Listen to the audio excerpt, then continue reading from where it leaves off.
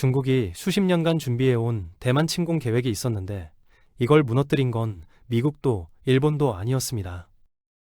수천 킬로미터 떨어진 동유럽에서 러시아와 싸우고 있는 우크라이나가 시진핑의 모든 계산을 박살내버린 거거든요. 대만과 아무런 직접적 관련도 없는 나라가 중국의 전쟁 기계를 가동도 하기 전에 멈춰 세웠습니다. 미국 정보기관조차 이 결과에 놀라움을 감추지 못하고 있고 시진핑은 자신이 쏟아부은 천문학적인 군사비가 의미를 잃어가는 걸 지켜보고 있는 상황이죠. 도대체 어떻게 이런 일이 가능했는지, 그리고 지금 아시아의 군사 판도가 어떻게 뒤집어지고 있는지 지금부터 이야기를 풀어보겠습니다.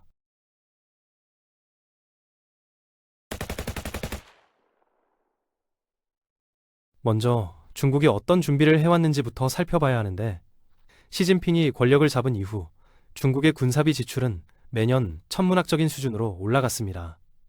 2024년부터 2026년까지 3년 연속으로 연간 국방 예산을 7% 넘게 증액했고 2026년에도 추가로 7%를 더 올리기로 확정한 상태거든요. 이 막대한 돈이 만들어낸 결과물이 뭐냐면 순수 선박 숫자로는 세계 1위이고 톤수 기준으로는 미국 바로 다음인 세계 2위 해군력입니다. 항공모함에 헬리콥터 모함까지 갖췄고 공군도 전투기 1,500대를 포함해서 3,500대가 넘는 항공기를 굴리고 있죠. 글로벌 파이어 파워 기준으로 중국은 세계에서 세 번째로 강한 군사력을 보유한 나라가 됐는데 한때 아시아의 병자라고 불리던 나라치고는 엄청난 변화입니다. 적어도 숫자만 놓고 보면 아시아 최강의 군사대국으로 완전히 탈바꿈한 건 사실이거든요. 문제는 이 모든 군비 증강이 하나의 목표를 향해 있었다는 점인데 바로 대만 점령이었습니다. 시진핑이 세운 전략은 사실 굉장히 전통적인 방식이었는데 핵심은 두 단계로 나뉩니다. 먼저 압도적인 해군력으로 대만을 완전히 봉쇄한 다음 물량 공세로 소모전을 벌여서 항복을 받아내겠다는 구상이었죠. 이건 소련 시절부터 러시아가 써먹어온 고전적인 전쟁 방식과 똑같은 논리인데 더 많은 병력과 탱크와 함선과 항공기를 가진 쪽이 결국 이긴다는 겁니다. 작은 나라는 자원이 먼저 바닥나기 때문에 시간이 지나면 무너질 수밖에 없다는 계산이었고 중국은 이 논리에 따라 대만을 압도할 수 있는 규모의 전력을 수십 년간 키워온 거거든요. 중국이 이 전략을 실제로 얼마나 진지하게 준비했는지는 최근 군사훈련만 봐도 알 수 있습니다.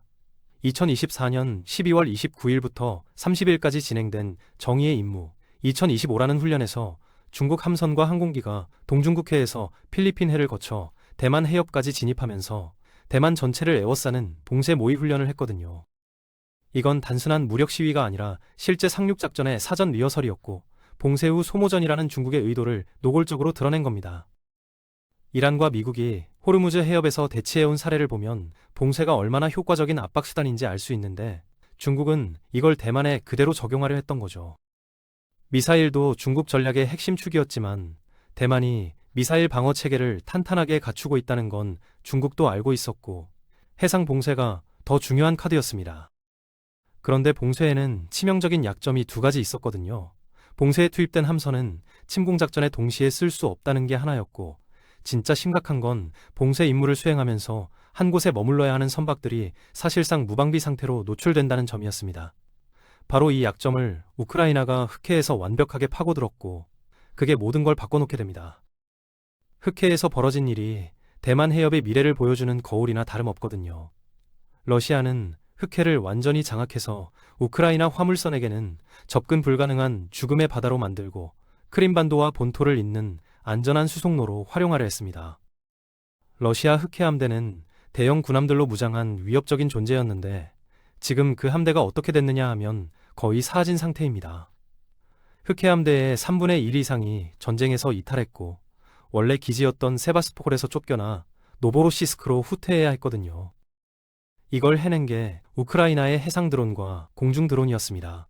올해 5월 3일에도 우크라이나 드론이 노보로시스크 항구에 정박 중인 러시아 해군 유조선 2척을 타격해서 큰 피해를 입혔는데 이건 전통적인 군함으로는 상대할 수 없는 비대칭 전력의 위력을 다시 한번 보여준 사건이었습니다. 푸틴이 침공을 시작했을 때 그 누구도 러시아 해군이 이렇게 굴욕적으로 밀려날 거라고 예상하지 못했거든요. 함선수와 화력에서 압도적이었던 러시아가 작고 저렴한 드론에 속수무책으로 당한 겁니다. 여기서 핵심적인 질문이 나옵니다. 흑해에서 통한 전략이 대만 해협에서도 통할 수 있느냐는 건데 답은 충분히 가능하다는 쪽으로 기울고 있습니다. 중국이 대만 주변에서 하려는 해상 봉쇄는 러시아가 흑해에서 시도했던 것과 본질적으로 같은 전략이거든요. 봉쇄 작전이란 함선을 특정 해역에 고정시켜야 하는 건데 그 순간 드론과 미사일 공격에 극도로 취약해집니다. 시진핑이 아무리 많은 군함을 띄워도 이 근본적인 약점은 해결할 수가 없는 거죠. 게다가 대만은 드론만 있는 게 아닙니다. 대함 미사일 전력에서 우크라이나보다 훨씬 강력한 위치에 있거든요. 올해 3월 타이베이 타임스 보도에 따르면 대만은 자체 개발한 슝펑 2형과 3형 대함 미사일 약 1000기에 미국산 하푼 미사일 400기까지 보유하고 있습니다. 특히 슝펑 미사일은 항공모함 전체를 격침시킬 수 있을 만큼 강력한 무기인데 여기에 우크라이나식 드론 전술까지 결합되면 중국 해군이 감당하기 어려운 방어망이 완성되는 거죠. 사실 대만 침공이라는 게 드론이 없던 시절에도 쉬운 작전이 아니었습니다. 대만 해협은 1년의 대부분 동안 파도가 극도로 거칠고 최악의 경우 상륙작전 자체가 불가능해질 수 있거든요. 해협을 건너서 접근할 수 있는 상륙해안은 극히 제한적인데 그 해안마다 대만군의 방어시설이 빼곡하게 들어차 있습니다. 몬순에 태풍에 산맥까지 자연 환경 자체가 방어하는 쪽에 압도적으로 유리한 지형이라서 중국은 초기 침공 계획에서 수십만 명에서 수백만 명에 달하는 인명피해를 각오하고 있었던 겁니다. 그래서 순수한 병력 규모로 대만군을 완전히 압도할 수 있도록 그토록 오랜 시간을 들여 군비를 증강해왔는데 이제 드론이라는 변수가 등장하면서 그 모든 준비가 흔들리기 시작한 거거든요. 우크라이나가 증명한 건 현대전에서는 작은 나라도 비대칭 전략으로 훨씬 큰 군사력에 맞서 효과적으로 방어할 수 있다는 사실이었고 이 교훈을 대만이 가장 적극적으로 받아들이고 있습니다. 대만과 우크라이나의 관계는 푸틴의 침공 이후 빠르게 가까워지기 시작했는데 대만이 푸틴의 행태와 시진핑의 의도 사이에서 소름 끼치는 유사점을 발견했기 때문일 겁니다. 2023년 11월에 우크라이나 재건 지원 회의에 참석하면서 양해각서를 체결한 게 공식적인 시작이었고 같은 해 폴란드에서 6건의 양해각서가 추가로 맺어지면서 본격적으로 관계가 발전했거든요. 2년 뒤에는 의사 양성과 의료 장비 지원을 포함한 의료 협력 프로그램까지 시작했습니다. 대만이 인도태평양 지역의 긴장을 의식해서 군사 지원은 직접 하지 않았지만 관계의 성격이 바뀌는 결정적 전환점이 올해 1월에 찾아왔습니다. 인도태평양 방위포럼 보도에 따르면 대만이 우크라이나와 드론 역량 개발을 위한 공식 협력을 추진하기 시작한 건데 이미 민간 차원에서 조용히 진행되어 온 협력을 공식화하는 단계거든요. 대만이 2025년에 출범시킨 5개년 드론 개발 프로그램과도 직접 맞물리는 움직임이라서 단순한 외교적 제스처가 아니라 실질적인 군사 역량 강화로 이어질 가능성이 높습니다. 우크라이나의 영향력이 대만에만 미치는 게 아니라 아시아 전체로 퍼져나가고 있다는 점도 시진핑을 불안하게 만드는 요소입니다. 텔레그래프는 태국이 우크라이나에서 본 것과 유사한 드론 전술을 캄보디아군 상대로 활용하고 있다고 보도했고 말레이시아에서 열린 2026 아시아 방위산업 전시회에서는 드론이 가장 뜨거운 관심을 받은 전시품이었거든요. 이 전시회가 보여준 건 우크라이나가 실전에서 검증한 무기 체계에 대한 아시아 각국의 수요가 폭발적으로 증가하고 있다는 현실이었습니다. 걸프 지역까지 시야를 넓혀보면 앞으로 어떤 일이 벌어질지 더 선명하게 보이는데 우크라이나는 미국과 이란 간 충돌로 타격을 받은 여러 걸프 국가들과 10년짜리 장기 방위 계약을 체결했습니다. 그 계약의 핵심이 바로 드론이었거든요. 중국이 수십 년간 투자해서 키워온 전통적 군사력의 가치가 하락하는 건데 바로 중국이 힘을 과시하려던 나라들이 거대한 군함 대신 드론을 주력 무기로 선택하면서 게임의 규칙 자체가 바뀌어버린 겁니다. 시진핑을 더욱 긴장시키는 변수가 하나 더 있는데 바로 인도입니다. 2009년부터 2013년까지 무기 수입의 76%를 러시아에 의존하던 인도가 2019년에서 2023년 사이에 러시아산 무기 비중을 36%까지 대폭 줄였거든요. 러시아를 대체할 새로운 무기 공급처를 찾고 있는 인도의 레이더에 우크라이나가 포착된 건 자연스러운 흐름이었습니다. 올해 1월 29일에 인도가 우크라이나에서 실전 테스트를 거친 VBAT 드론을 구매한 사실이 알려졌는데 아시아에서 중국의 최대 경쟁국이 우크라이나의 전쟁 경험을 직접 수입하기 시작했다는 뜻이거든요. 인도가 우크라이나의 기술과 경험을 받아들이고 우크라이나가 인도의 시장과 자원을 활용하는 상호 지원 구조가 만들어지면 중국 입장에서는 남쪽의 대만뿐 아니라 서쪽의 인도까지 드론으로 무장한 적대적 환경에 둘러싸이는 셈이 됩니다. 시진핑이 구상했던 군사적 패권이 드론이라는 하나의 변수로 인해 사방에서 도전받는 상황이 현실로 다가오고 있는 거죠. 시진핑의 원래 계산에는 우크라이나 전쟁을 역이용하려는 의도도 들어 있었습니다. 전 세계의 시선이 동유럽에 집중되는 동안 중국의 대만 야욕에는 관심이 분산될 거라는 판단이었고, 실제로 중국은 전선에서 실전 교훈을 빼내기 위해 약 200명의 병력을 우크라이나에 보내기까지 했거든요.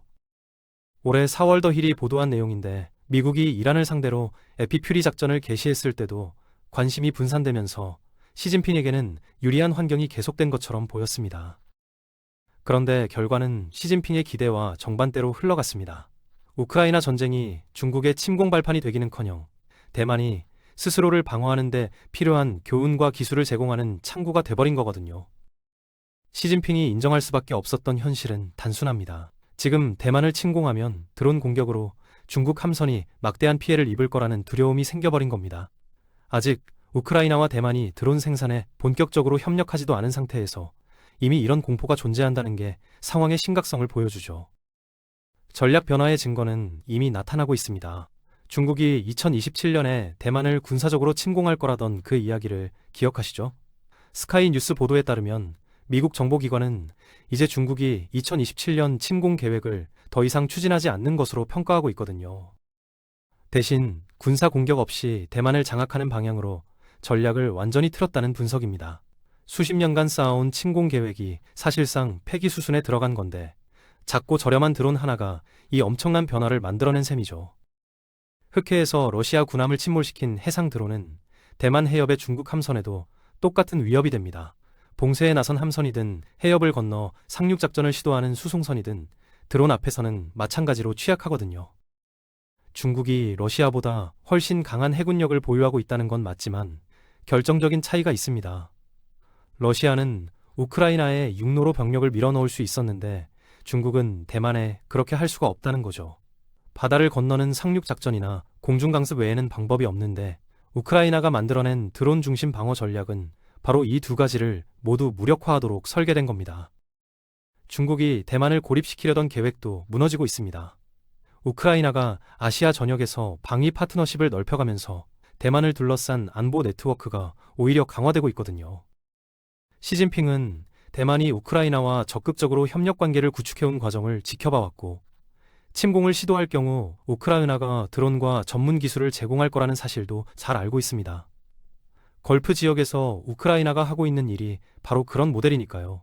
푸틴과 그의 군대조차 우크라이나가 이런 관계들을 구축하는 걸 막지 못했다는 사실이 시진핑에게 보내는 메시지는 명확합니다. 더 넓은 시각에서 보면 세계 최강의 군사력을 따라잡기 위해 수십 년을 달려온 중국이 이제 군사적 패권을 위한 모든 계획을 처음부터 다시 짜야 하는 상황에 몰린 겁니다.